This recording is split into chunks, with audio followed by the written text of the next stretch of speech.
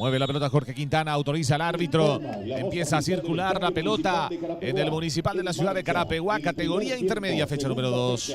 Salida para el potro carapegüeño con Ricardo Cardoso. Medina. A ver, filtra para la proyección. Allí está Quintana, se mete peligro. Remate de Quintana, salvó el arquero. ¡Está! ¡Gol! ¡Gol!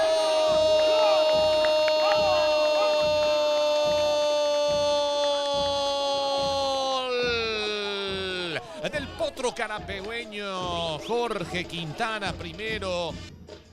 Marquitos que profundiza. Arévalos. Toca por el costado. Sube el lateral, viene el centro de Aquino, se desvía, ¡gol!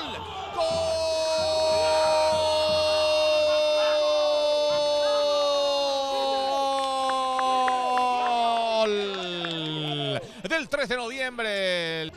Aquí están igualando 1-1 Carapeguá y 3.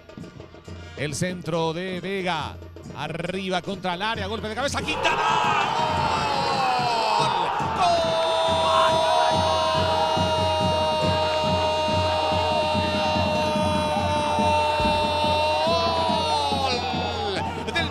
Carapegüeño del último suspiro del partido. Va a terminar el partido, final del compromiso, final del partido, dice Gededía Zacarías. Victoria del potro carapegüeño, primera del campeonato, primeros 3 puntos para el equipo del Chueco Velar.